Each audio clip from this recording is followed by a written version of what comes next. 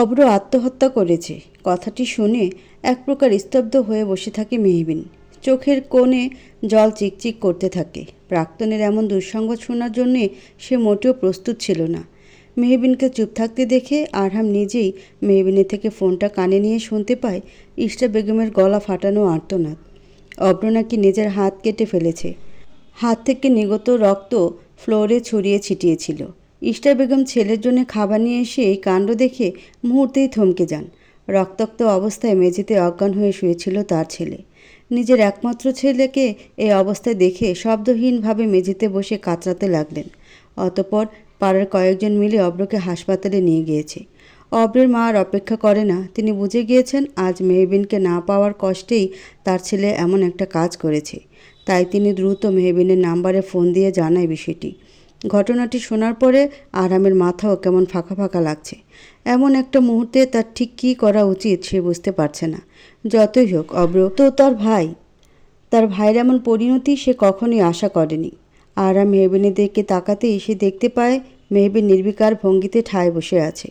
অশ্রুগুলো বাঁধন ছাড়া হয়ে শান্ত ভঙ্গিতে গড়িয়েই পড়ছে। মেহবিনের এমন নীরবতা আরহামের অস্থিরতাকে দ্বিগুণভাবে বাড়িয়ে তুলছে। আরহাম ঠোঁট নাড়িয়ে বলে, মেহবিন, হসপিটালে যাবে তো? হ্যাঁ, যাব আমি। আমায় নিয়ে চলুন আরহাম সাহেব। মেহবিন স্পষ্টভাবেই জবাব দিল।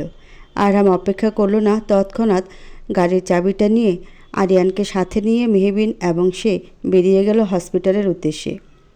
হসপিটালে এসেই আরিয়ান এবং আরহাম সর্বপ্রথম ডাক্তারদের সাথে কথা বলতে চলে গেল। ডাক্তারদের ভাষ্যমতে অব্রের শরীর থেকে যথেষ্ট রক্তপাত হয়েছে। সঠিক সময় অব্রকে হাসপাতালে নিয়ে না আসলে হয়তো অতিরিক্ত রক্তপাতে অব্রের মৃত্যু ঘটত। এখন অব্রের যথেষ্ট ঝুঁকি রয়েছে, তাই অব্রকে আইসিইউতে ভর্তি করা হয়েছে। সব কিছু শুনে আরিয়ান এবং আরহাম দুজনেই দুশ্চিন্তার ভাবনায় ডুবে গেল। আইসিইউয়ের সামনে ঠায় দাঁড়িয়ে আছে। কাঁচা জানালা দিয়ে অব্রের কাট কাট শক্ত মুখখানা কিছুটা দেখা যাচ্ছে। অক্সিজেন মাস্ক অব্রের মুখে দিয়ে রাখা হয়েছে। মেশিন দিয়ে স্পষ্ট দেখা যাচ্ছে অব্রের হৃদয়ের স্পন্দন কতটা ধীরে ধীরে কম্পিত হচ্ছে। অব্র এখন মেহবিনের প্রাক্তন স্বামী হলেও এটা তো সত্য অব্র একসময় তার ভালোবাসার মানুষ ছিল। এর থেকে কঠিন সত্যি আর কিছু হতে পারে না আদৌ। তখনই পাড়ার একজন চিকন খাটো ছেলে মেহবিনের হাতে একটি চিঠি ধরিয়ে দিয়ে বলে, মিহু আপু, অব্র ভাইয়ের ঘর থেকে পেয়েছিলাম চিঠিটা। আপনার নাম লেখা ছিল, তাই আপনাকে দিলাম। মেহবিন কাঁপা কাঁপা হাতে চিঠিটা নিল। চিঠিটাতে অব্রের রক্ত লেগে রয়েছে। মেহবিন চিঠি খুলেই দেখতে পেল তাতে লেখা, মেহু, কেমন আছিস তুই? যদিও আমি জানি না তোকে মেহু বলে ডাকার অধিকার আছে কি না, তবুও ডাকলাম। জানি তুই ভালো আছিস আরহামের সাথে। ভালো থাকারই কথা। আরহামই পারে তোকে সুখী রাখতে, তা আজ নিজ চোখে দেখলাম। জানিস মনটা বড় বেহায়া। তুই সুখে আছিস তবুও আমার কষ্ট হয়, মরণ যন্ত্রণা অনুভব হয়। যতই খারাপ হই না কেন ভালোবাসি তোকে। নিজেকে সবসময় ঘৃণিত মনে হয়। আজ যদি আমি তোর সাথে প্রতারণা না করতাম তাহলে আমাদের জীবনটা তো অন্যরকম হতে পারত, তাই না? আমাদের সন্তান আজ বেঁচে থাকতো। আমি সত্যি বড্ড খারাপ। আমি মায়েরার জীবনটাও শেষ করে দিয়েছি। আমার এখন নিজেকে দেখলে শুধু ঘৃণা হয়। অতিষ্ঠ হয়ে উঠছে এই জীবনটা। আমি আর পারছি না, জীবনের সাথে পেরে উঠছি না। তাই আমি এবার সবাইকে মুক্ত করে দিব। চলে যাব বহুদূর। পড়তে দিব না তোদের জীবনে অভ্র নামক কোনো প্রকার কালো ছায়াকে। ভালো থাকিস মিহু, ভালোবাসি। ইতি। বাকিটুকু আর লিখতে পারেনি অভ্র। হয়তো তার আগেই চোখ বুজে ফেলেছিল সে। চিঠিটা পড়ে মেহবিন মুখ চেপে কেঁপে কেঁপে কেঁদে উঠল। মেহবিন নিজের অজান্তেই। অভ্রকে সে এই অবস্থায় দেখবে কখনো আশা করেনি। হ্যাঁ, সে চেয়েছিল অভ্রের কঠিন শাস্তি হোক, যাকে বলে দৃষ্টান্তমূলক শাস্তি। তাই বলে অভ্রের মৃত্যু সে কখনই কামনা করেনি। গালে কারো হাতের আলতো স্পর্শে আখিজোড়া বন্ধ করে ফেলল মেহবিন। স্পর্শ সে খুব ভালো করে অনুভব করতে পারে এই স্পর্শ তার স্বামীর। মেহবিন ঠোঁটজোড়া কামড়ে চিঠিটা দেখিয়ে আরামের দিকে অশ্রুসিক্ত নয়নে চেয়ে বলল, আরহাম সাহেব, দেখুন না অভ্র এসব কী লিখেছে। আরহাম তপ্ত নিঃশ্বাস ফেলে সান্ত্বনার রেশ ধরে বলে, উত্তেজিত হয়েও না মেহবিন। কঠিন পরিস্থিতিতে যত নিজেকে শান্ত রাখবে ততটাই পরিস্থিতি শান্ত থাকবে। মেহবিন শান্ত হলো না, বরং আগের থেকেও বেশি অস্থির হয়ে জানতে চাইল ডাক্তার কী বলেছে অভ্রের ব্যাপারে। আরহাম নীরবতা পালন করলো কিছুক্ষণ, স্থির হয়ে ঠায় দাঁড়িয়ে থাকলো। মেহবিন কিছু বলার আগেই ইশরা বেগম হন্তদন্ত হয়ে হাসপাতালে ছুটে এলেন। এসে মেহবিনকে দেখে কাঁদতে কাঁদতে মেহবিনের হাত জোড়া ধরলেন। অনুনয়ের সুরে বললেন, আমাকে ক্ষমা কর মেহুমা, আজ যা কিছু হয়েছে সব আমার জন্যে। বিশ্বাস কর, আমার ছেলের দোষ ছিল না। হ্যাঁ, তার শুধু একটাই দোষ ছিল যে সে মা ভক্ত হয়ে অন্যায় কাজে নিজেকে যুক্ত করেছিল। ইশরা বেগমের কথায় আরহাম মেহবিন দুজনই অবাক হয়। ইশরা বেগমের কথার মাঝেই উপস্থিত হয় মেহবিনের মা নয়না। তিনি হাত নাড়িয়ে বলে, মেহুমা আমার। এত বছর পরে নিজের মাকে দেখে অনেকটাই বিস্মিত হতভম্ব হয়ে যায় মেহবিন। এ কি করে সম্ভব? তার মা আজ এত বছর পরে তার সামনে? আদৌ সেটা মানা যায়? মেহবিনের মাকে চিনতে একদণ্ড সময় নিল না আরহাম। সে চিনে ফেলল মেহবিনের মাকে। মেহবিন তখন খুব ছোট। তখন মেহবিনের আম্মু তাদের বাড়িতে আসতো। ইশরা বেগমের আপন বোন বলে কথা। বোনের শ্বশুর বাড়িতে প্রায় যাতায়াত ছিল তার। তাই আরহাম খুব ভালো করেই চিনে ফেলে মেহবিনের মাকে। মেহবিনের মুখ থেকে আপনি আপনি বেরিয়ে এলো, মা। নয়না নামক মধ্যবয়সী মহিলা চোখ আঁচল দিয়ে মুছে কাছে ডাকলো তার মেয়েকে। মেহবিন কী ভেবে এগুতে গিয়েও গেল না, পা দুটো থামিয়ে দিল অভিমানী। অভিমানী কণ্ঠে অভিযোগ নিক্ষেপ করে বলল, এত বছর কোথায় ছিলে তুমি মা? কোথায় হারিয়ে গিয়েছিলে তুমি? বলো আমায়। মেহবিনের কথায় ফোড়ন কেটে ইশরা বেগম মুখটা শক্ত করে নয়নের দিকে তাকিয়ে বলে, কোন মুখে বলবে নিজের পাপের কথা? আমি বলছি। নয়ন অসহায় হয়ে মাথা নিচু করে। মেহবিন ইশরা বেগমের দিকে তাকাতে ইশরা বেগম খুলে বললেন সমস্ত অতীত। অতীতে যখন মেহবিনের বাবা অ্যাক্সিডেন্টে মারা যায়, তখন মেহবিন এবং তার মা একেবারে একা হয়ে পড়ে। মেহবিন তখন খুব ছোট। মেহবিনের মায়ের এবং মেহবিনের সমস্ত দায়িত্ব কাঁধে তুলে নেয় অবরের বাবা ইশরা বেগমের সম্মতিতে। অবরের বাবার প্রায় সেই সুবাদে মেহবিনের বাড়িতে আসা যাওয়া ছিল। অনেক সময় নানা কাজের বাহানায় তিনি সেখানে থেকেও যেতেন। ইশরা বেগমও সরল মনে এতটা তলিয়ে দেখেননি ব্যাপারটা। কিন্তু তিনি জানতেন না তার স্বামী এবং বোনের মধ্যে অন্য কিছু ছিল। তারা পরক্রিয়ার সম্পর্কে লিপ্ত হয়ে পড়ে। তখন নয়নার মাথায় শুধু ছিল তার মাথায় কোনো হাতের, যার ছায়াতলে সে এবং তার মেয়ের জীবনটা শান্তিতে পার করে দিতে পারবে। অন্যদিকে রকিব অর্থাৎ অবরের বাবার চোখে শুধু ছিল একরাশ মোহ নয়নার প্রতি। একদিন ইশরা বেগম অবরের বাবা এবং নয়নাকে কাছাকাছি দেখে সব কিছু বুঝে যান। তখনই অবরের বাবা ইশরা বেগমের গায়ে হাত তুলে তাকে চুপ থাকতে বলে। ইশরা বেগম চুপ থাকে না, বরং খুলে বলে সবটা সবাইকে। সব কিছু শুনে আরহামের বাবা মা অবরের বাবাকে শাসন করলেও সে শুনে না, বরং অবরের মাকে ডিভোর্স দিয়ে পরের দিন নয়নাকে নিয়ে বিদেশে পাড়ি জমান এক প্রকার লুকিয়ে। নয়নার মাথায় তখন তার মেয়ের কথাও ছিল না। অবরের মা ইশরা বেগম রাগে অভিমানে অপমানে তালুকদার বাড়ি থেকে চলে আসে অব্রকে নিয়ে। সমস্ত যোগাযোগ বন্ধ করে দেয় তালুকদার বাড়ি থেকে। এমনকি মেহবিনকেও তিনি তার কাছে নিয়ে রেখে বড় করতে থাকেন। অব্রকে ছোট থাকতে তিনি বিদেশে পাঠিয়ে দেন। এই ঘটনার ঠিক 1 মাস পরে অব্রের বাবা হার্ট অ্যাটাকে মারা যান। সময়ের পালাবদলে মেহবিন বড় হতে থাকে। দেখতে দেখতে কেটে যায় অনেকগুলো বছর। অব্রও দেশে ফিরে আসে, কিন্তু মেহবিন তো জানতো না তার জন্য ঠিক কী অপেক্ষা করছে। অব্র দেশে এসে মায়রাকে নিয়ে তার মায়ের সাথে দেখা করিয়ে বলে, মা, ও হচ্ছে মায়রা, যার কথা আমি তোমাকে বলেছিলাম। মায়রাকে অব্রের মা জড়িয়ে ধরে বলে, বাহ, মাশাল্লাহ, তো আমার কিন্তু বেশ পছন্দ হয়েছে। অব্র কিছুটা লাজুক ভঙ্গিমায় বলে, আমি ওকে অনেক ভালোবাসি, আমরা দুজন বিয়ে করতে চাই। ইশরা বেগম কিছুটা নীরবতা থেকে মুখে হাসি ফুটিয়ে বললেন, তা না হয় করবে, কিন্তু তার আগে যে তোমাকে কয়েকটা মাস অপেক্ষা করতে হবে বাবা। অব্র ও মায়রা দুজনেই অবাক হলো। অব্র ভ্রুকুচকে বলে, হঠাৎ কেন মা? তোমাকে মেহবিনের সাথে প্রেমের অভিনয় করে বিয়ে করতে হবে, তারপর না হয় ডিভোর্স দিয়ে মায়রাকে বিয়ে করো। ইশরা বেগমের কথায় অব্র এবং মায়রা দুজনে বিস্মিত হয়। অব্র এগিয়ে এসে অবিশ্বাসের সুরে বলে, এইসব তুমি কি করছো মা?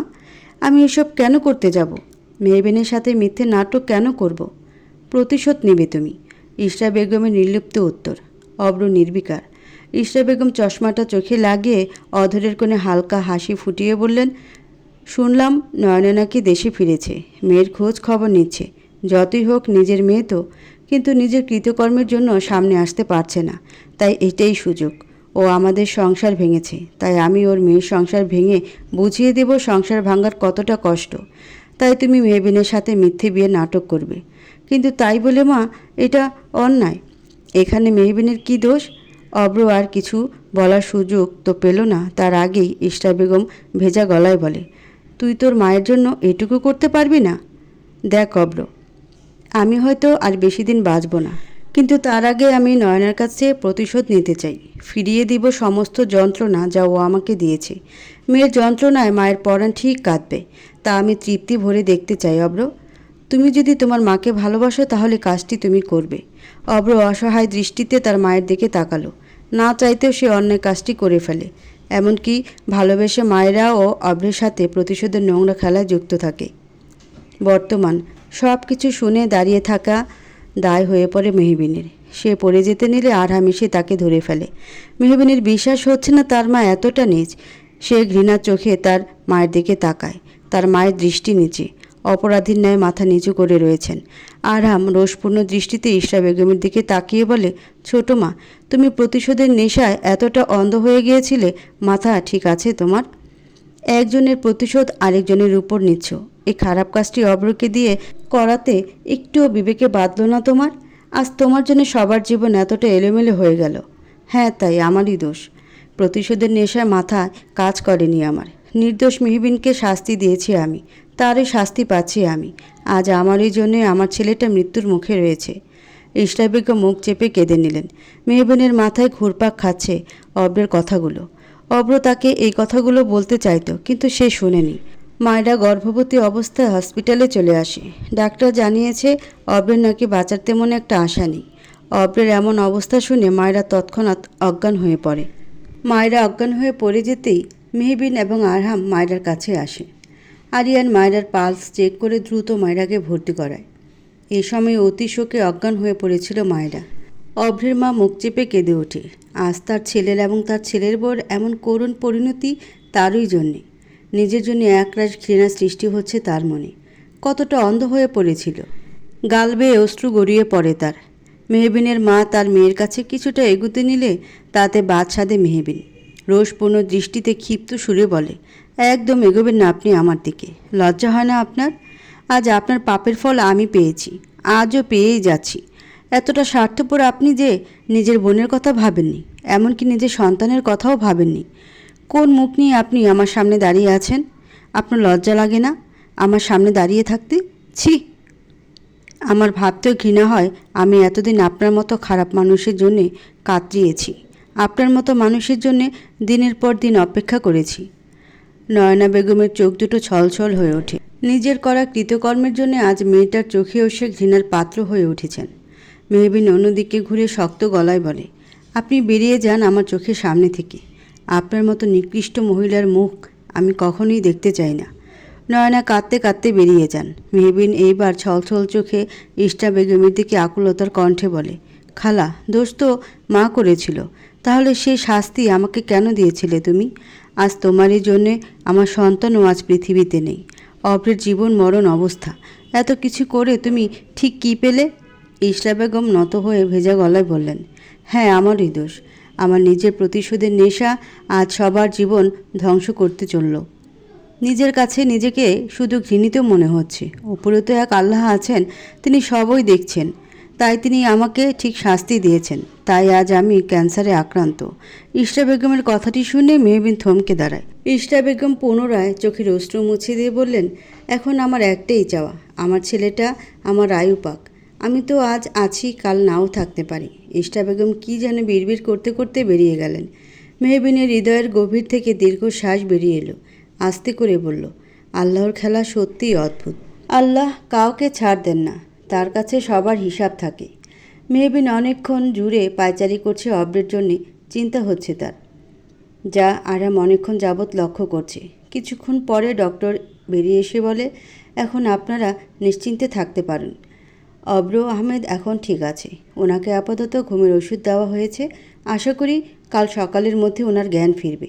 ডক্টরের কথা শুনে সবাই যেন নিশ্চিন্ত হয়। মায়েরাও অজ্ঞান হয়ে পড়ে আছে। মায়েরার জ্ঞানও সকালের আগে ফিরবে না। রাতটা মেহবিন, আরহাম এবং আরিয়ান হসপিটালেই কাটিয়ে দেয়। আকাশে আজ মেঘ জমেছে। অধরের কোণে বৃষ্টির ফোঁটা অনুভব করতেই চোখ মুখ খিঁচে ফেলে মেহবিন। শীত শীত অনুভব হচ্ছে। অনুভব হওয়ারই কথা, ডিসেম্বর মাস এখন। তার মধ্যে হালকা গুড়ি গুড়ি বৃষ্টি, সব মিলিয়ে কিছুটা শুষ্ক কিছুটা ঠান্ডা পরিবেশ। এমন পরিবেশে চা হলে ব্যাপারটা বেশ জমে যেত। মেহবিনের মনের ইচ্ছেটাই পূরণ হলো। আরহাম এগিয়ে এসে ধোয়া ওঠা চা মেহবিনের দিকে এগিয়ে দিয়ে ক্লান্ত সুরে বলে, মেহবিন, গরম গরম চাটা খেয়ে নাও, ভালো লাগবে। বলেই চেয়ারে মাথা ঠেকিয়ে বসলো আরহাম। আরহামকে দেখে বেশ ক্লান্ত মনে হচ্ছে। ক্লান্ত হওয়াটাই স্বাভাবিক, সারা রাত জেগেছিল। আরহামের ফর্সা মুখে ক্লান্তির ছাপ স্পষ্ট বোঝা যাচ্ছে। দাড়িগুলো হালকা বড় হয়ে গিয়েছে, তবে আরহামের ফর্সা চাপা মুখে দাড়িগুলো যেন তাকে আগের থেকে সুদর্শন যুবকে পরিণত করে ফেলেছে। আরহামকে কিছুক্ষণ খুঁটিয়ে দেখে মেহবিন চায়ের চুমুক দিল। সঙ্গে সঙ্গে কিছুটা মৃদু আর্তনাদ করে উঠল। চাটা একটু বেশিই গরম। আরহাম চোখ বন্ধ করে রেখেছিল। চোখ খুলে সর্বপ্রথম মেহবিনের হাত থেকে চাটা নিয়ে হালকা ফু দিতে দিতে বলল, সাবধানে, আর একটু হলেই মুখ পড়ে যেত। সাবধানতার সাথে চাটাও খেতে পারো না, স্টুপিড।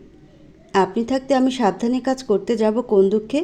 আপনি আছেন তো আমার খেয়াল রাখতে। হালকা মৃদু হেসে মেহবিন কথাটি বলে।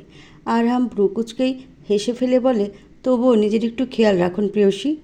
আপনার করা প্রতিনিয়ত স্টুপিড কাজে আমার কাছে বকা খেতে কি আপনার ভালো লাগে? আমার কিন্তু আমার প্রেয়সীকে বকতে আমার ভালো লাগে না। আমার কিন্তু ভালো লাগে, বিশেষ করে আপনার স্টুপিড ডাকটা। খিলখিলিয়ে হেসে উঠল মেহবিন। আরহামের বুকে ভালো লাগার ঢেউ মুহূর্তে সৃষ্টি করতে যথেষ্ট তার প্রেয়সীর খিলখিলানির হাসির শব্দ। আরহাম গালে হাত দিয়ে শান্ত কণ্ঠে মাত্রাধিক মুগ্ধতা নিয়ে বলল, প্রেয়সী, তুমি হাসলেই আমার বুকে মৃদু ব্যথা অনুভব হয়। সে ব্যথাতেও রয়েছে অজস্র ভালো লাগার অনুভূতি। এই অনুভূতির কী নাম দেওয়া যায় বলো তো? মেহবিন হাসি বন্ধ করে দিয়ে লজ্জায় উঠে পড়ে।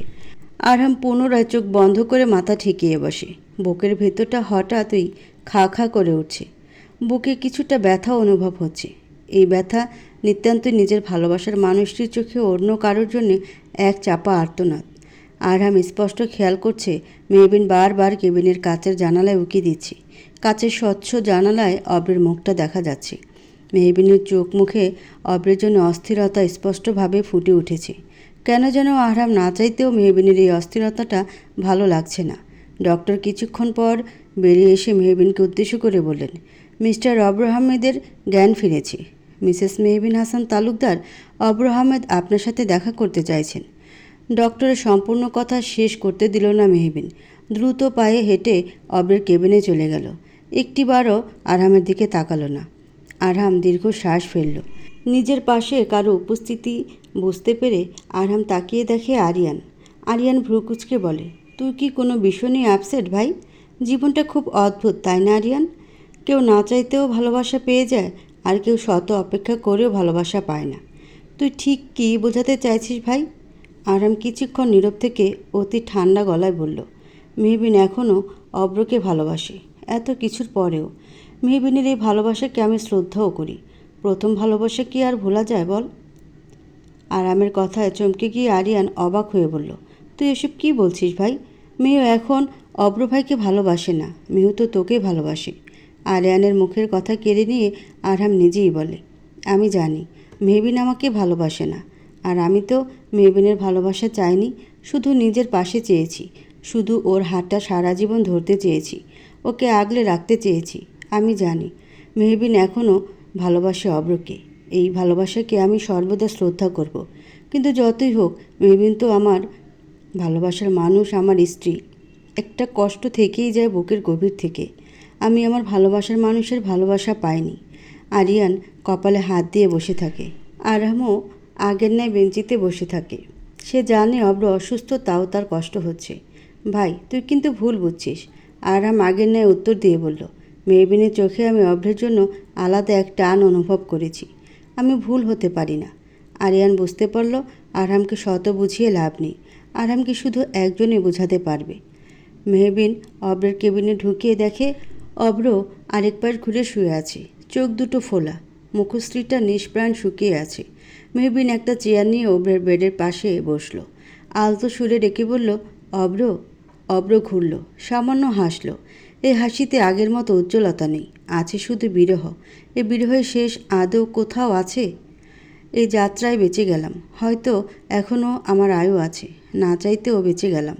অব্রের কথার প্রেক্ষিতে মেহবিন উৎকণ্ঠা হয়ে বলল, অব্র, আত্মহত্যা কোনো কিছুর সমাধান নয়। আমি সব কিছুই শুনেছি। তুমি না চাইতেও আমার সাথে অন্যায় করেছ, কিন্তু তাই বলে এইভাবে আত্মহত্যার পথ বেছে নিবে? তুমি অনুশোচনা করছো নিজের কৃতকর্মের জন্য, এইটাই যথেষ্ট। হ্যাঁ, আমি জানি তুমি আমাকে ভালোবাসো। আমিও তোমাকে একসময় ভালোবাসতাম। মেহবিনের কথার মাঝে অব্র শুকনো গলায় বলল, এখন ভালোবাসো না? মেহবিন তাচ্ছিল্যের সাথে বলল, এ প্রশ্ন করাটা বোকামি নয়? অব্র চুপ হয়ে যায়। মেহবিন উঠে দাঁড়িয়ে জানালার ফাঁক দিয়ে সূর্যের দিকে ইশারা করে বলল, সূর্যটাকে দেখতে পাচ্ছ অব্র? রাতের কালো অন্ধকারকে ঢেকে দিয়ে সূর্য তার আলো দিয়ে পৃথিবীকে আলোকিত করে তুলেছে। না চাইতেও সূর্যের প্রতি বড্ড টান অনুভব হয়ে যায় আমাদের। আরাম সাহেবও আমার কাছে ঠিক সূর্যের মতো, যে তার আলো দিয়ে আমার অন্ধকার জীবনটাকে আলোকিত করে তুলেছে। আজ আমার বলতে দ্বিধা নেই, আমি অনেক ভাগ্যবান। উনি নিজের ভালোবাসা দিয়ে আমার মনের গহীনে জায়গা করে নিয়েছেন, যেথায় নেই অন্য কারো বসবাস। অব্রের ভিতর থেকে সুদীর্ঘ শ্বাস বেরিয়ে আসে। মেহবিন অব্রের হাতখানা শক্ত করে ধরে বলে, মায়েরা তোমাকে অনেক ভালোবাসে। জীবনটা অনেক মূল্যবান অব্র। এই মূল্যবান জীবনে তার সাথে গোটা জীবন পার করো যে তোমাকে নিজের থেকেও ভালোবাসে। দেখবে জীবনটা কতটা সুন্দর। একসময় আমারও বাঁচতে ইচ্ছে করতো না, কিন্তু আজ করে, শুধুমাত্র আরাম সাহেবের জন্যে। অব্র মেহবিনের হাতেই মাথা রেখে চোখের পানি বিসর্জন দিতে থাকে। এই দৃশ্য এড়ায় না আরামের চোখে। সে চোখ সরিয়ে নিয়ে পিছনে ঘুরে দাঁড়ায়। মেহবিন অব্রের থেকে নিজের হাত ছাড়িয়ে নিয়ে বলে, জীবনটাকে গুছিয়ে নাও অব্র। কিছু কিছু সম্পর্ক অপূর্ণ থাকাই ভালো। ভালো থেকো। মেহবিন আর পিছে ঘুরে তাকায়নি, দরজা দিয়ে বেরিয়ে আসে। কিছু কথা অব্রকে বলা উচিত ছিল, যা সে বলে কিছুটা শান্তি পাচ্ছে। মেহবিন দরজা পেরিয়ে ফেলে আসে তার সমস্ত অতীত। হয়তো পিছনে ঘুরলে সে দেখতে পেত একজোড়া চোখ কতটা মায়া নিয়ে তার যাওয়ার পানি তাকিয়ে আছে। মেহবিন বেরিয়ে এসে শুনতে পায় আরহাম নাকি অফিসে চলে গিয়েছে। মেহবিনের কেমন একটা খটকা লাগে। আরহাম তো তাকে কখনো না বলে অফিসে যায়নি, তাহলে আজ কি হলো? তোর বর পাগল হয়ে গেছে, আজে বাজে চিন্তা পুষে রেখে তোর ওপর অভিমান করে অফিসে চলে গিয়েছে। আরিয়ানের কথায় বেশ খানিকটাই অবাক হলো মেহবিন। অতপর আরিয়ান সব কিছু খুলে বলল। সব কিছু মেহবিন আলতো হেসে আনমনে বলে উঠল, আমার আরহাম সাহেবের অভিমান হয়েছে। সেই অভিমান এবং তার ভুল ধারণাকে ভেঙে দিতে হবে এইবার। মেহবিন এবার ওনাকে মেহবিনের ভালোবাসার গভীরতা বুঝিয়ে দেবে। আরিয়ান হসপিটালে সব কাজ শেষ করে বাসায় ফিরে আসতেই তার ফোন বেজে ওঠে। আরিয়ান তাকিয়ে দেখে ফারিয়া। ফোনটা রিসিভ করার সঙ্গে সঙ্গে ফারিয়া কাঁদতে কাঁদতে বলে, ডাক্তার সাহেব, বাসা থেকে আমার বিয়ে ঠিক করে ফেলেছে। হাতে কোনো পুরুষের ঠান্ডা স্পর্শে মেহবিনের শির দ্বারায় নতুন অনুভূতির স্রোত বয়ে যায়। মেহবিন পিছনে ঘুরে তাকায় না। সে জানে আরহাম এসেছে। আরহাম শুকনো মুখে মেহবিনের হাতে মলম লাগিয়ে দিচ্ছে। মেহবিন কিছুক্ষণ আগে রান্না করতে গিয়ে গরম চামচে হাত দিয়ে দিয়েছিল। তখন সেখানে আরহাম অফিস থেকে কেবল আসছিল। মেহবিনের চাপা আর্তনাদ শুনতে পেয়ে দ্রুত মেহবিনকে কিছু না বলে উপর থেকে ওষুধের বক্স নিয়ে আসে। অতঃপর মেহবিনের হাতে ওষুধ লাগিয়ে দেয় যেন ফোসকা না পড়ে যায়। মেহবিন শুধু ড্যাব ড্যাব করে আরহামের দিকে তাকিয়েছিল। এইবার আরহাম মেহবিনকে স্টুপিড নামক উপাধি দিয়ে বকাঝকা না করলেও মুখে বেশ গাম্ভীর্য রূপ ধারণ করে রেখেছে। মেহবিন আরেকটু ভালো করে পর্যবেক্ষণ করে দেখল, গাম্ভীর্যপূর্ণ চেহারায় তার বরের ফর্সা মুখটি কিছুটা লাল আকার ধারণ করে। বেশ ভালো লাগে দেখতে। মেহবিন আরহামকে পর্যবেক্ষণ করলেও আরহাম একবারও মেহবিনের দিকে তাকায়নি। ওষুধ লাগানো হয়ে গেলে কাঁধের ব্যাগটা নিয়ে সোজা উপরে সিঁড়ি বেয়ে উঠে চলে যায়। মেহবিন নিজের হাতের দিকে তাকে আলতো হেসে বলে, বাহ, আমার আরহাম সাহেবের এত অভিমান! মেহুরে, এই অভিমান ভাঙতে তোকে অনেক কাঠখড় পোড়াতে হবে। মেহবিন নিজের হাতেই চুমু দেয়। এই হাতে তার বর তাকে কতটা যত্নের সাথে ওষুধ লাগিয়ে দিয়েছে। মেহবিন আবারও মুচকি হেসে নাচতে নাচতে রান্নাঘরে চলে যায়। নতুন প্রেমে পড়লে বোধ হয় সবার মনেই আলাদা ভালো লাগা জন্ম নেয়। সব কিছুই তখন ভালো লাগে নতুনভাবে। এদিকে ফারিয়া কান্না করতে করতে চোখ মুখ ফুলিয়ে ফেলেছে নিজের বিয়ের কথা শুনে। সর্বপ্রথম সে আরিয়ানকে ফোন করে জানায় কথাটি, কিন্তু ফোনের ওপাশ থেকে আরিয়ানের কোনো প্রকার প্রতিক্রিয়া না পেয়ে ফারিয়ার অভিমান হয়। অভিমানে বুকটা ধক করে ওঠে। তা কি আরিয়ান বুঝতে পারছে? ফারিয়া অভিমান সিক্ত গলায় বলে, ডাক্তার সাহেব, আপনি শুনছেন তো? ওপাশ থেকে আরিয়ান খাপছাড়া হয়ে বলে, হ্যাঁ হ্যাঁ শুনছি তো। কী যেন বলছিলে? আরিয়ানের এমন খাপছাড়া কথায় ফারিয়ার ভিতরে থাকা অভিমানগুলো ফারিয়ার আখিতে এসে ধরা দেয়। অশ্রু হয়ে গাল বেয়ে পড়তে থাকে। আচ্ছা, আরিয়ান কি কিছু বোঝে না, নাকি বুঝেও না বোঝার ভান করছে? ফারিয়া কিছুটা তেজি গলায় বলে, আপনি কি শুনতে পারছেন ডাক্তার সাহেব, আমার বিয়ে হয়ে যাচ্ছে? শুনলাম তো। এখন লক্ষ্মী মেয়ের মতো বিয়ে করে নাও। আরিয়ান খুব স্বাভাবিকভাবেই কথাটি বলল। ফারিয়া কাঁদতে কাঁদতেই বলল, আপনার এতে কিছু যায় আসে না, তাই না? হওয়াটাই স্বাভাবিক। আপনার তো গার্লফ্রেন্ড আছে, তাই না? কি নাম যেন, শাকচুন্নি নাকি পেতনি, কি যেন একটা। সে যাই হোক, আপনি থাকুন আপনার পেতনি গার্লফ্রেন্ড নিয়ে। আমিও বিয়ে করে ফেলবো এখন। কখনো আপনাকে ফোন দিয়ে ডিস্টার্ব করব না। কথাটি বলে ফারিয়া ফোনটা রেখে দেয়। আরিয়ানের বুকটা অদ্ভুতভাবে কেঁপে ওঠে ফারিয়ার কান্নার আওয়াজে। ফারিয়ার কান্না সে কিছুতেই সহ্য করতে পারে না, কিন্তু আজ পরিস্থিতির শিকার সে সহ্য না করে উপায় নেই। ফারিয়া ফোনটা রেখে কাঁদতে থাকে। ফারিয়ার মা মেয়েকে কাঁদতে দেখে প্রশ্ন ছুড়ে বললেন, এভাবে কাঁদছিস কেন তুই? মা, আমি কি এতটাই পর হয়ে গিয়েছি যে তুমি আমাকে বিয়ে দিয়ে দিচ্ছ? মেয়ের কথা শুনে ফারিয়ার মা হেসে ফেললেন। ফারিয়ার মাথায় হাত বুলিয়ে স্নেহের সহিত বললেন, এসব কি কথা মা? অনেক ভালো সম্বন্ধ এসেছে, কি করে মানা করি বল? দেখবি ছেলেটা তোকে অনেক ভালো রাখবে। আচ্ছা, তোর কি কোনো পছন্দ আছে ব্যক্তিগত? ব্যক্তিগত পছন্দের কথা শুনে ফারিয়ার মুখটা চুপসে যায়। ভেসে ওঠে আরিয়ানের চেহারা, কিন্তু আরিয়ান তো তাকে ভালোবাসে না। ফারিয়া দীর্ঘশ্বাস ফেলে বলে, যা ইচ্ছে করো, আমার তাতে আপত্তি নেই। ফারিয়া কথাটি বলে উঠে চলে গেল। মায়েরা পিটপিট করে চোখ খুলে তাকিয়ে দেখে সে অব্রের রুমে। সে চট করে উঠে বসে। সে ঠিকই দেখছে সে এখন অব্রের রুমে রয়েছে, কিন্তু কীভাবে? সে যতটুকু জানে সে তো হসপিটালের বেডে, তাহলে অব্রের রুমে কী করে এলো? মায়রার ভাবনার মাঝেই অব্র ফোনে কারোর সাথে কথা বলতে বলতে রুমে ঢুকলো। মায়রাকে দেখে ফোনটা কেটে মিষ্টি হাসি উপহার দিল। মায়রা ভড়কে গেল, অব্রের আবার কি হলো? কিন্তু মায়রা এই ভেবে মনে মনে খুশি হলো যে অব্র ঠিক আছে। অব্র কিছুটা রসিকতার ছলেই বলে, হসপিটালে তো তুমি আমাকে দেখতে গিয়েছিলে, কিন্তু নিজেই অজ্ঞান হয়ে গেলে। আমি তারপর তোমাকে ডিসচার্জ করে নিয়ে আসলাম। আসলে আমি অনেক ভয় পেয়ে গিয়েছিলাম। মাথা নিচু করে জবাব দিল মায়রা। অব্র কিছুক্ষণ হাসল, যাকে বলে প্রাপ্তির হাসি। অনেক ভালোবাসো আমাকে তুমি, তাই না? মায়রা অব্র প্রশ্নের জবাব দিল না। বিছানা থেকে উঠে দাঁড়িয়ে খানিকটা ম্লান গলায় বলল, অব্র, তুমি কি ডিভোর্স পেপারে সাইন করে দিয়েছো? তাহলে আমাকে দিয়ে দাও, আমি কালকে কোর্টে সাবমিট করে দেব। তাছাড়া কালকে আমার কানাডার ফ্লাইট।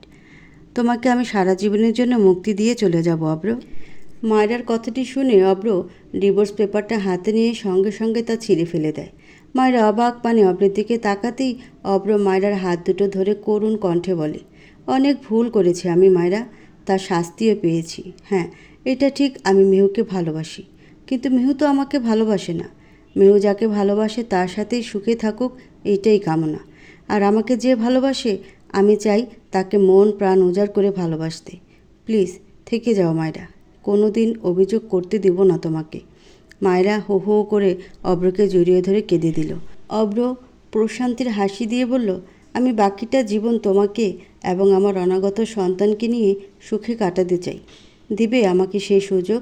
মায়রা উত্তর দিল না। অব্রকে জড়িয়ে ধরে কেঁদেই চলল। মায়রার কান্নাটাকেই সম্মতি হিসেবে ধরে নিল অব্র। আজ কিছুটা রাত হয়ে গিয়েছে আরামের। অফিসে কিছু জরুরি মিটিং ছিল। ড্রয়িং রুমে ঢুকতেই দেখতে পায় ড্রয়িং রুম কেমন অন্ধকার, সামান্য আলো বিদ্যমান। রাহেলা সব কিছু গুছিয়ে বের হচ্ছিল, তখনই রাহেলার দিকে প্রশ্ন নিক্ষেপ করে আরহাম বলল, বাড়িটা এত নিশ্চুপ লাগছে কেন? সবাই কোথায় রাহেলা? ভাইজান, বড় সাহেব আর বড় মেম সাহেব তো আজকা গ্রামের বাড়ি গেছে, কী যেন একটা কামে, কালকে ফিরব। আর আরিয়ান ভাইজান তো হাসপাতালের কামে আজকা হাসপাতালেই থাকবো। বড় ভাবি উপর আছে। আমি এখন যাই কেমন? দেরি হইয়া যাইতেছে, বাসায় যাইতে হবে। রাহেলা কথাটি বলেই তাড়াহুড়ো করে বেরিয়ে গেল। আরহামও সেদিকে পাত্তা না দিয়ে উপরের দিকে এগিয়ে গেল। উপরের দিকে একদম অন্ধকার হয়ে রয়েছে। এই অন্ধকারের উৎস কোথায়? আরহাম আরেকটু এগিয়ে যেতেই বুঝতে পারল সমস্ত ঘরেই অন্ধকার। ছাদে আলোর উৎস পেতেই আরহাম সেদিকে এগিয়ে গেল। ছাদে এসেই সে এক মুহূর্তের জন্যে চোখ আটকে গেল ছাদে থাকা গোলাপি তাঁতের শাড়ি পরা রমণীর দিকে। সে ডিভানে বসে গোলাপের পাপড়িতে পা ভিজিয়ে চাঁদের দিকে তাকিয়ে আছে। চাঁদের আলোয় তার মায়াবী মুখখানে স্পষ্ট দেখা যাচ্ছে। এক আলাদা উজ্জ্বলতা উকি দিচ্ছে সে মুখশ্রীতে। সে আর কেউ নয়, আরামের একমাত্র স্ত্রী, তার প্রেয়সী। মেহবিন আরহামের উপস্থিতি টের পেয়ে পেছন ঘুরে দেখে আরহাম দাঁড়িয়ে আছে, একদম ফর্মাল ড্রেস আপে। চুলগুলো কপালে কেমন লেপ্টে রয়েছে। মেহবিন তার বরকে দেখে মুচকি হাসে। আরহাম বুকে হাত দিয়ে দেয়। মেহবিনের একটা হাসি যেন যথেষ্ট তার বুকটা ক্ষতবিক্ষত করে দেওয়ার জন্যে। আরহামের নজর আরেকটু ভালো করে পুরো ছাদের দিকে যেতেই সে দেখতে পায় ছাদের একদম কর্নার একটি ছোট্ট রুম আছে। সেই রুমটাকে একদম গোলাপ ফুল দিয়ে সাজানো হয়েছে। তার মাঝখানে বেডে ছোট্ট করে লেখা আছে, মেহরাম ফরএভার। আরহাম নিজের অজান্তে স্মিত হাসে। মেহবিনের দিকে এগিয়ে এসে বলে, হঠাৎ এইসব আয়োজন কিসের জন্যে? মেহবিন পরপর ঘন শ্বাস ফেলে। বুকটা কেঁপে উঠছে বারবার। সে যা বলতে চাইছিল আরহামকে, তা কেন যেন মুখ দিয়ে বের হচ্ছে না। কেমন একটা লজ্জা লজ্জা লাগছে। এদিকে আরহাম মেহবিনের দিকে অধিক আগ্রহ নিয়ে তাকিয়ে আছে। মেহবিন তাকে ঠিক কী বলতে চায়। কিছুক্ষণ চুপ থেকে মেহবিন কিছুটা সাহস সঞ্চয় করে আলতো সুরে বলে, আপনি কি বোঝেন আরহাম সাহেব, আমার মনে ঠিক কী চলছে? আরহাম ভ্রু কুঁচকে বলে, না বললে কিভাবে বুঝবো? মেহবিন এবার স্পষ্ট গলাতেই বলল, আপনার মনে একটা ভুল ধারণা জন্ম নিয়েছে আরহাম সাহেব, তাই এবার ভেঙে দেওয়ার সময় হয়েছে। দেখুন, আমি এত কিছু গুছিয়ে বলতে পারি না আপনার মতো। শুধু একটাই কথা বলবো, আমি আপনাকে ভালোবাসি। আপনি আমার অজান্তেই আমার মনের গহীনে জায়গা করে নিয়েছেন। মেহবিন কথাটি বলেই সে ফুলসজ্জিত রুমে চলে গেল। বুকটা ভয়ে দরফর করছে তার। আরাম কিছুক্ষণ নিস্তব্ধ হয়ে দাঁড়িয়ে রইল। সে যা শুনল তাকে আদৌ সত্যি ছিল, নাকি সে কোনো ভ্রমে রয়েছে? অবশেষে তার প্রেয়সীও তাকে ভালোবেসে ফেলল। কথাটি ভেবেই আনমনে হাসে আরহাম। এগিয়ে যায় সেই ফুলসজ্জিত রুমের দিকে। রুমে কোনো প্রকার লাইটের আলো নেই, শুধু চারিদিকে ক্যান্ডেলের আলো। সে আলোতে আরাম স্পষ্ট দেখতে পাচ্ছে মেহবিনের লজ্জা মাখা মুখশ্রী। আরাম এক পা দুপা করে এগিয়ে মেহবিনের ললাটে ধরে বলল, সব বুঝলাম, কিন্তু হঠাৎ বাসরাতের মতো রুম সাজানোর মানেটা কি? মেহবিন নিশ্চুপ।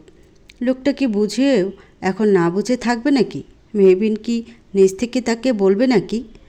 মেহবিনের রাগ হলো, যাকে বলে প্রবল বেগে রাগ। আমি জানি না। কথাটি বলে মেহবিন চলে যেতে নিলে তাতে বাদশাদে আরাম। মেহবিনের হাত টেনে নিজের কাছে এনে মেহবিনের কানে নিঃশক্ত গলায় বলে, আমাকে পাগল করে তুমি কোথায় যাচ্ছ প্রেয়সী? নিজে থেকে কাছে আসতে চাইছো, আমি কি করে ছেড়ে দিই বলো? আজকে তুমি তোমার আরাম সাহেবের ভালোবাসা কতটা গভীর তা হারে হারে টের পাবে। আরামের নিঃশক্ত গলায় বলা কথাটি যেন মেহবিনের বুক ভেদ করে হৃদয়ে গিয়ে লাগলো। সারা শরীরটা অদ্ভুতভাবে কেঁপে উঠছে। আরহাম পাজো কোলে তুলে নেয় তার প্রেয়সীকে, এগিয়ে নিয়ে যায় বিছানার দিকে। বিছানায় আলতো করে শুয়ে দেয় মেহবিনকে। বদ্ধ রুমে দুই নরনারী শ্বাস প্রশ্বাস শোনা যাচ্ছে শুধু। দুজনের হৃদয়ে আজ একসাথে কম্পিত হচ্ছে। আরহাম মেহবিনের ললাটে ধরে কপালে চুমো খায়। মেহবিনের হাতগুলো নিজের হাতের আয়ত্তে নিয়ে গেল। মেহবিন চোখ জোড়া অবশেষে বন্ধ করে নিল, কেননা আজ সে তার স্বামীকে বাধা দিবে না।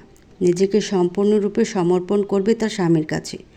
আরহাম গভীর ভালোবাসার স্পর্শে মেহবিনকে মত্ত রাখল, উজাড় করে দিল তার বুকে জমানো সমস্ত প্রেমকে। মিউজিক বক্সে আলতো করে বেজে চলেছে, তুমহে আপনা বানানে কা জুনুন সার পে হ্যাঁ কাব সে হ্যাঁ, মুঝে आदत बना लो एक बारी, कहना है तुमसे यह, तुम्हें अपना बनाने का जुनून सार पे है कब से है। ঘাড়ে কারো উষ্ণ স্পর্শ পেতে কেঁপে ওঠে মেহবিন। আড়মোড়া হয়ে অপর পাশে ঘুমিয়ে পড়ে, তবুও সেই স্পর্শ প্রখর হয়ে চলছে সময়ের সাথে। মেহবিন চাইলেও ঘুমাতে পারে না, ছটফট হয়ে উঠে পড়ে। আরহাম তা দেখে বাঁকা হাসে। মেহবিন বিরক্ত নিয়ে বলল, আপনি বারবার ডিস্টার্ব করছেন কেন আরহাম সাহেব? রাতে তো ঘুমাতেই পারিনি, এখনও কি ঘুমাতে পারবো না? কেন গো, রাতে কী এমন হয়েছিল যে তুমি ঘুমাতেই পারলে না? আরহামের বেশরম মার্কা কথা শুনে মেহবিনের নাক পুনরায় লাল আকার ধারণ করলো। রাতের কথা মনে পড়তে লজ্জায় কুঁকড়ে ওঠে সে। মাঝে মাঝে তার মনে প্রশ্ন উকি দিয়ে বসে, এত ভালোবাসা, এত প্রেম আরহাম সাহেব কোথায় লুকিয়ে রেখেছিল এতদিন? মেহবিন কথাটি ভেবে আরেক দফা লজ্জা পায়। তা দেখে ক্ষীণ হাসল আরহাম।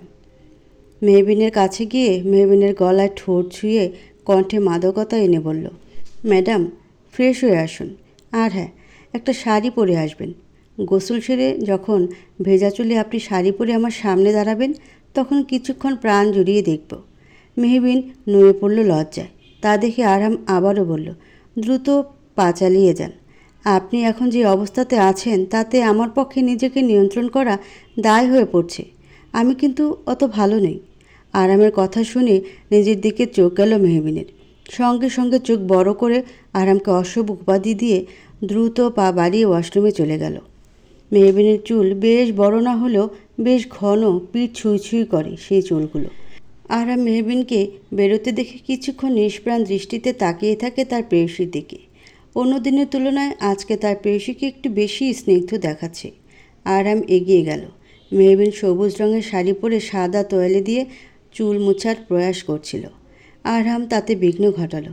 অত্যন্ত নিবিড় শান্ত গলায় প্রশ্ন ছুড়ে বলল, আমি মুছিয়ে দিই মেহবিন, তুমি বসে থাকো। আরহামের শীতল কণ্ঠে বলা অনুরোধকে নাকচ করার সাধ্যে কি আদৌ মেহবিনের আছে? সে চুপচাপ বসে পড়ে শান্তভাবে। আরহাম পরম যত্নে আয়নার দিকে তাকিয়ে তার প্রেয়সীর চুল মুছে দিতে থাকে। শাড়ি পরে বিছানার কোণে বসে আছে ফারিয়া, নাক ফুলিয়ে কাঁদছে। কান্না তার থামছেই না। আজকে তাকে পাত্রপক্ষ দেখতে আসবে।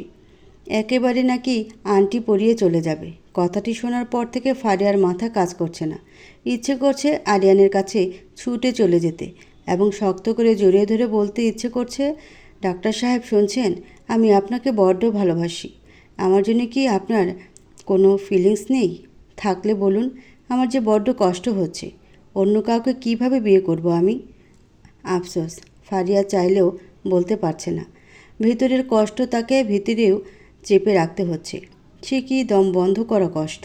এই কষ্টের তো শুরু কেবলমাত্র। এই মরণব্যাধি কষ্ট বোধ হয় তাকে আজীবন সহ্যই করে যেতে হবে। দরজার ওপাশ থেকে দরজা কড়া নাড়ল ফারিয়ার মা।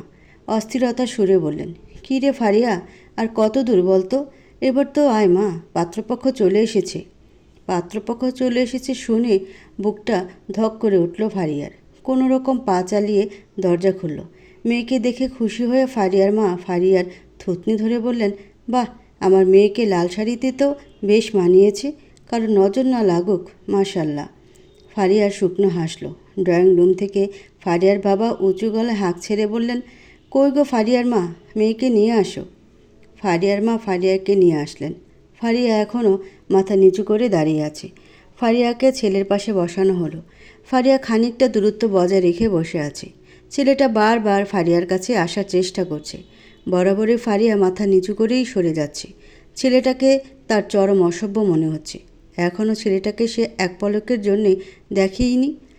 আবার দেবর ওরফে আমার বেস্ট ফ্রেন্ডের জন্যে কিন্তু ফারিয়াকে আমাদের বেশ পছন্দ হয়েছে। পরিচিত কারো গলা পেয়ে চমকে যায় ফারিয়া। উঁচু হয়ে দেখতে পায় সামনে সোফায় মেহবিন, আরহাম এবং আরহামের বাবা মা। এই মুহূর্তে তাদের দেখে বেশ অবাক হয় ফারিয়া, যেন সে তাদের আশাই করেনি। তখনই কেউ ফিসফিস করে বলে, আমার শোকে এতটা কাতর হয়ে গিয়েছিলে যে আমার বাড়ির লোকদের দিকে তাকালে তো নাই আমাকেও দেখার প্রয়োজন বোধ করনি। ফারিয়া আরিয়ানের দিকে অবাক পানে তাকায়। আরিয়ান এবার সবার অগোচরে ফারিয়ার কোমর জড়িয়ে ঠান্ডা গলায় বলে, কি ভেবেছিলে এই আরিয়ান হাসান তালুকদার তার ভালোবাসাকে এত সহজে ছেড়ে দিবে? ম্যাডাম, এত সহজ নয়। একবার যখন আপনি নিজের মায়ায় আরিয়ান হাসান তালুকদারকে জড়িয়ে ফেলেছেন, সে মায়ার জাল থেকে আপনি চাইলেও নিজেকে দূরে সরিয়ে রাখতে পারবে না। তাহলে আমাকে ইচ্ছে করে কষ্ট দিয়েছেন, তাই না? অভিমানে সুরে ফারিয়া কথাটি বলে। আরিয়ান বাঁকা হেসে বলে, সারপ্রাইজ দেওয়ার জন্যে একটু কষ্ট দিতে হয়েছে, বুঝলে মিস? ফারিয়াও সকলের অগোচরে আরিয়ানের কলার চেপে দাঁতে দাঁত চেপে বলল, একটু কষ্ট? জানেন কতটা কষ্ট পেয়েছি আমি? ওকে, বিয়েটা জাস্ট হোক, তখন আমিও বুঝিয়ে দেব। শাস্তির জন্যে রেডি হন মিস্টার আরিয়ান হাসান তালুকদার। আরিয়ানও দুষ্টু হেসে বলে, ঠিক আছে, আমিও প্রস্তুত হবু মিসেস আরিয়ান হাসান তালুকদার। ফারিয়া হেসে ফেলল। অতপর আরিয়ান ফারিয়াকে আংটি পরিয়ে দিল। সবাই একসাথে আলহামদুলিল্লাহ বলল। পূর্ণতা পেল আরেকটি ভালোবাসা। সুখে শান্তিতে বেশ আনন্দের সাথেই পার হচ্ছে মেহবিন এবং আরহামের সুখের সংসার। অব্র এবং মায়রার সাথেও তার আস্তে আস্তে করে মিশে যাচ্ছে পুরনো অতীত ভুলে। একদিন আরহাম তার অফিসে বসে কাজ করছিল। তখনই তার ফোন বেজে ওঠে। সে ফোন রিসিভ করে শুনতে পায় ফোনের ওপাশ থেকে মেহবিন নিঃশব্দে কাঁদছে। সঙ্গে সঙ্গে আরামের বুক মোচড় দিয়ে ওঠে। আরাম দুশ্চিন্তার গলায় বলে, মেহবিন, কি হয়েছে? আমাকে বলো। ফোনের ওপাশ থেকে মেহবিন নিশ্চুপ। আরামের ভেতরে ভয় ঢুকে যায়। সে আর কিছু না ভেবে নিজের ব্লেজার হাতে নিয়ে এক মুহূর্ত দেরি করে না, ছুটে যায় নিজের বাসার উদ্দেশ্যে। বাসায় এসে দ্রুত নিজের রুমে এসে দেখে মেহবিন খাটের কিনারে হাতে কিছু রিপোর্ট নিয়ে নিশ্চুপ বসে নিজের চোখের অশ্রু বিসর্জন দিচ্ছে। আরহাম মেহবিনের কাছে গিয়ে মেহবিনের হাত ধরে করুণ গলায় বলে, মেহবিন, কি হয়েছে? আমাকে একবার বলো। কেউ কিছু বলেছে? কাঁদছো কেন? আমাকে খুলে বলো। মেহবিন আরামের দিকে রিপোর্টটা এগিয়ে দেয়। আরাম খুলে দেখে কিছু মুহূর্তের জন্য স্তব্ধ হয়ে যায়। রিপোর্টে স্পষ্টভাবে জ্বলজ্বল করছে। মেহবিন মা হতে চলেছে। আরাম মেহবিনের দিকে তাকাতেই মেহবিন ভেজা গলায় বলে, আমি আবারও মা হতে চলেছি আরহাম সাহেব। আমাদের ভালোবাসার প্রতীক পৃথিবীতে আসতে চলেছে। সঙ্গে সঙ্গে আরহাম মেহবিনকে জড়িয়ে ধরে। দুজনেই আজ নীরবে কাঁদছে, সুখের কান্না। দুজনের মুখে আজ যেন কোনো ভাষা নেই। সময় স্রোতের নেয়, সে কখনোই কারোর জন্য অপেক্ষা করে না। হাসি কান্না সুখ দুঃখে পার হয়ে গেল মেহবিন এবং আরহামের সংসার জীবনে 6টি বছর। এই 6 বছরে অনেক কিছু বদলে গেলেও মেহবিনের প্রতি আরহামের অসীম ভালোবাসা আগের থেকেও দ্বিগুণভাবে বেড়ে চলেছে। গাড়ির হর্নের শব্দে মেহবিন বুঝতে পারে এতক্ষণে আরহাম সাহেব চলে এসেছে অফিস থেকে। আরহাম গাড়ি থেকে বেরিয়ে অফিসের ফাইল দেখতে দেখতে বাড়ির দিকে এগিয়ে আসে। আরহাম এখন আগের থেকেও বেশি ব্যস্ত হয়ে পড়েছে। হওয়াটাই স্বাভাবিক। সে এত বছরে নিজের প্রচেষ্টায় নিজের স্বপ্নের কোম্পানি তৈরি করতে সক্ষম হয়েছে। শহরে সবাই তাকে এখন এক নামে চেনে। আরহাম বাসায় ঢুকতেই তার 5 বছরের ছেলে আরভিন দৌড়ে আসে। আরহাম তার ছেলেকে কোলে নিয়ে বলল, আমার ছেলেটা বুঝি আমায় মিস করছিল? ড্যাড, অনেক। বাট তার আগেও একটা নিউজ আছে। কি নিউজ? আমি আজকে ক্লাসে টপ করেছি। তুমি বলেছিলে টপ করলে তুমি ফ্রাইডেতে আমার সাথে সারাদিন ক্রিকেট খেলবে। প্রমিস করেছিলে কিন্তু। আরহাম তার ছেলের কপালে চুমু খেয়ে বলে, আমার প্রিন্স আমার কথা রেখেছে। এখন তো আমাকেও আমার কথা রাখতে হবে, তাই না? ডোন্ট ওয়ারি, তোমার ড্যাড তার প্রমিস রাখবে। আরভিন আরহামের গলা জড়িয়ে ধরে বলে, really dad, I love you just. Arvin, তোমার চাচু ফোন করেছে। সত্যি মামাম?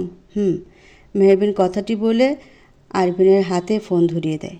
আরিয়ান ফোন করেছে শুনে আরভিন দ্রুত কোল থেকে নেমে ফোন নিয়ে দ্রুত উপরে চলে যায়। চাচুর কাছে সে এখন আবদারের ঝুড়ি নিয়ে বসবে।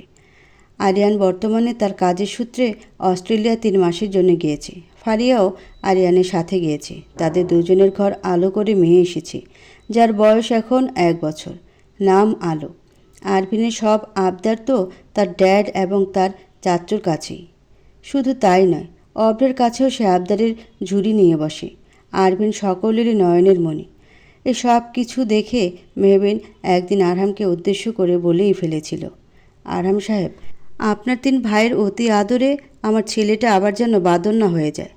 আরভিন চলে যেতেই আরহাম মেহবিনের কোমর জড়িয়ে ধরে আদরে গলায় বলে, ইচ্ছে করে ছেলেকে ফোন ধরিয়ে দিলে, তাই না? যেন আমার আদর পেতে পারো। আসলে ছেলেকে দেখে আজকাল তুমি জেলাসি হচ্ছ প্রেয়সী। It's not good. মেহবিন আরহামের বুকে মৃদু ধাক্কা দিয়ে বলে, হয়েছে আপনার কথা শেষ। কী শুরু করেছেন? বাবা মা বাইরে গিয়েছেন, এসে দেখলে কি ভাববে? আরহাম কথার জবাব দেয় না, বরং মেহবিনের দিকে আরেকটু ঝুঁকে যেতেই মেহবিন আরহামের ঠোঁটে হাত দিয়ে কিছুটা গম্ভীর সুরে বলে, আপনি কি জানেন আরহাম সাহেব, আপনি দিনের পর দিন অসভ্যের কাতারে নাম লেখাচ্ছেন? আরহাম স্মিত হেসে শীতল গলা জবাব দিল, নিজের বউর সাথে রোমান্স করাটা যদি অসভ্যতামি হয় তাহলে আমি তা বারবার করতে রাজি। মেহবিন হেসে ফেলে। আরহামও আরেক দফা হাসে। তখনই ফোন বেজে ওঠে মেহবিনের। মেহবিন ফোন রিসিভ করে এমন কিছু শুনে যা শুনে মুহূর্তেই তার মনটা ভালো হয়ে যায়। সে সময় নষ্ট না করে দ্রুত আরহামকে বলে তাকে এবং আরভিনকে অভ্রের বাড়িতে নিয়ে যেতে। অভ্র মায়রাকে পরম আনন্দে জড়িয়ে ধরে রেখেছে। সে আজ প্রচণ্ড পরিমাণে খুশি হওয়ারই কথা, কেননা মায়রা আবারও কনসিভ করেছে। মায়রার স্থির হয়ে বসে আছে। তার মুখে কোনো খুশির ঝলকের দেখা নেই। অব্র মায়রার মুখ দেখে বলল, তুমি কি এখনও একটুও হাসবে না মায়রা? মায়রা জবাব দেয় না, চুপ হয়ে বসে থাকে। অব্র দীর্ঘ শ্বাস ফেলে। সে জানে মায়রা এত বড় খুশির সংবাদ পেয়েও চুপ হয়ে থাকবে, হওয়াটাই স্বাভাবিক। আজকের দিনে প্রতি বছরেই মায়রার মুখের হাসি উধাও হয়ে যায়। আজকে তাদের প্রথম সন্তানের জন্মদিন।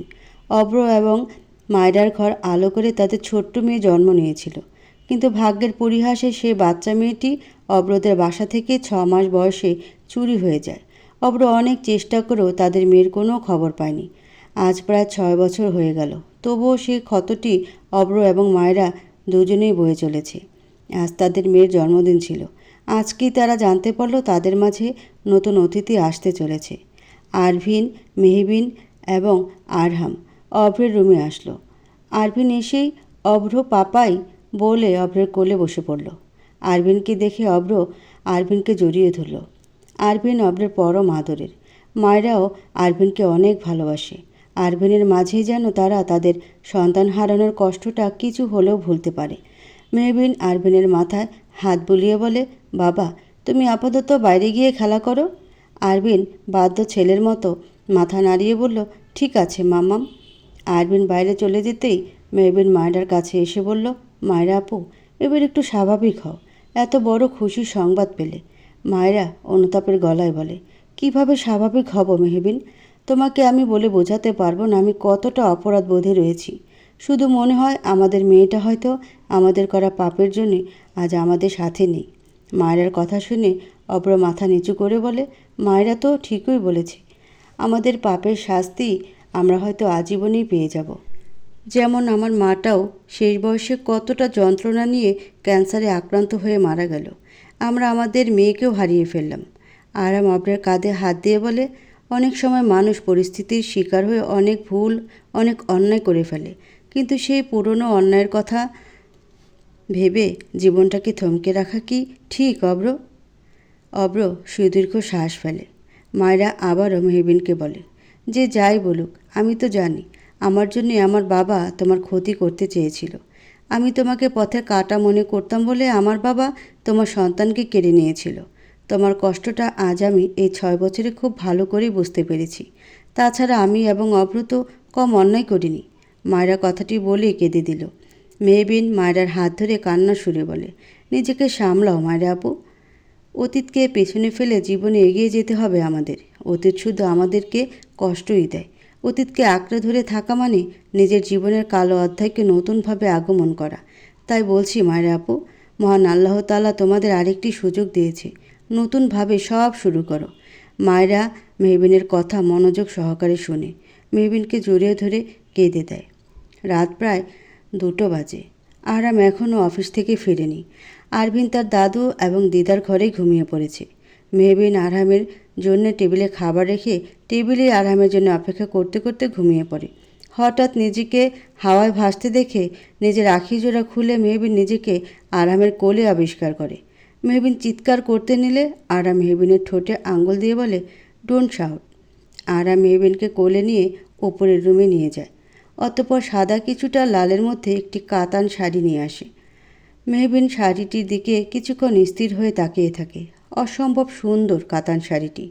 মেহবিন শাড়িটি নিয়ে চেঞ্জিং রুমে চলে যেতে নিলে আরাম তাকে বাধা দিয়ে বলে, আজকে আমি আমার প্রেয়সীকে নিজ হাতে সাজাবো। কথাটি বলে আরাম নিজে মেহবিনকে শাড়ি পরিয়ে দেয়। অতঃপর নিজ হাতে মেহবিনকে সাজিয়ে দেয়, একদম ছবির মতো। সাজানোর পর আরাম কিছুক্ষণ তার প্রেয়সীর দিকে মুগ্ধ পানে তাকিয়ে থাকে। লাল টকটকে শাড়িতে মেহবিনকে আজ নতুন নববধূর মতো লাগছে। চিকন ঠোঁটজোড়া গোলাপি আকার ধারণ করেছে। ফর্সা মুখটাও রক্তিম হয়ে রয়েছে, লজ্জার ছাপ রয়েছে তাতে। আরাম কিছুক্ষণ চেয়ে থাকে আনমনে বলে, প্রেয়সী তোমাকে হাজারো বার দেখলেও আমার চোখের তৃষ্ণা নিবারণ হবে না, এতটাই অদ্ভুত সুন্দর তুমি। অতঃপর মেহবিনকে নিয়ে গাড়ি করে নিয়ে বেরিয়ে পড়ে। মেহবিন বুঝতে পারছে না আরাম হঠাৎ তাকে কোথায় নিয়ে যাচ্ছে। গাড়িতে মেহবিন লক্ষ্য করে দেখল বাতাসে তার বরের চুলগুলো সামান্য উঠছে। আরামের উজ্জ্বল ফর্সা মুখে চমৎকার হাসি বিরাজমান। আরাম আগের থেকেও সুদর্শন হয়ে উঠেছে। আরাম নিজের গাড়ি থামিয়ে দেয়। প্রথমে আরাম এবং অতঃপর মেহবিন গাড়ি থেকে বেরিয়ে পড়ে। গাড়ি থেকে বেরিয়ে মেহবিন অবাকে শীর্ষে পৌঁছে যায়। সামনে থাকা পুকুরের দিকে তার চোখ আটকে যায়। সামনে রয়েছে পদ্ম ফুলে ভরা ভরপুর পুকুর। চারিদিকে অন্ধকারকে আলোকিত করছে জোনাকি পোকা উড়ে চলছে। এত সুন্দর মনোরম দৃশ্য দেখে মেহবিন আবেগাপ্লুত হয়ে আরহামকে জড়িয়ে ধরে বলে, ধন্যবাদ আরহাম সাহেব, এত সুন্দর জায়গায় আমাকে নিয়ে আসার জন্যে। আরহাম মুচকি হেসে বলে, তোমার পছন্দ হয়েছে প্রেয়সী? একদম। এইবার আরহাম পুকুরের দিকে এগিয়ে যায়। পুকুরের থেকে পদ্মফুল নিয়ে এসে মেহবিনের কাছে এসে আবদারে সুরে বলে, প্রেয়সী, আজ তোমার ঘন কালো চুলগুলোকে ছেড়ে দাও, আমি তাতে পদ্মফুল গুজে দিব। মেহবিনের উত্তরের অপেক্ষা করল না আরহাম। নিজেই মেহবিনের চুলগুলো খুলে দিয়ে মেহবিনের কানে পরম যত্নে ফুল গুজে দিয়ে মেহবিনকে পুনরায় কোলে নিয়ে একটি বেঞ্চিতে বসে পড়ে। অতঃপর পেন্টিং খাতায় রং তুলি নিয়ে আরহাম নিজের নিখুঁত শিল্পের হাত দিয়ে নিজের প্রেয়সীর ছবি এঁকে ফেলল। পদ্ম ফুলে লাল টুকটুকে শাড়ি পরিহিতা মেহবিন। মেহবিন আরহামের বুকে মাথা গুজে বলে, এত ভালোবাসেন কেন আরহাম সাহেব? জানেন, মাঝে মাঝে খুব ভয় করে, মনে হয় এই ভালোবাসা আমি হয়তো হারিয়ে ফেলব। আমাকে কখনো ভুলে যাবেন না তো?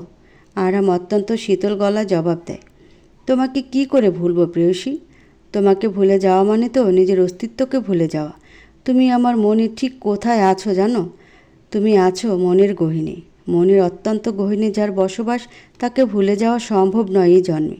ভালোবাসি প্রেয়সী, ভালোবাসি আরহাম সাহেব। ধন্যবাদ আরহাম সাহেব, আমার জীবনে আসার জন্যে। আমার অন্ধকারে আচ্ছাদিত জীবনে একমুঠো ভালোবাসা রং নিয়ে এসে রঙিন করে তোলার জন্যে। আরহাম শক্ত করে তার প্রেয়সীকে জড়িয়ে ধরে আনমনে গাইতে থাকে, চেয়েছি পেয়েছি থেকো মন গহীনে, পারে না বাঁচে না মন তুমি বিহনে। চেয়েছি পেয়েছি থেকো মন গহীনে, পারে না বাঁচে না মন তুমি বিহনে। আসসালামু আলাইকুম। যত ভুলভ্রান্তি আছে সবাই প্লিজ ক্ষমা সুন্দর দৃষ্টিতে দেখবেন। আশা করছি আগামী গল্প শোনার জন্য আপনারা সবাই আমার পাশে থাকবেন। সবাই ভালো থাকবেন। আল্লাহ হাফেজ।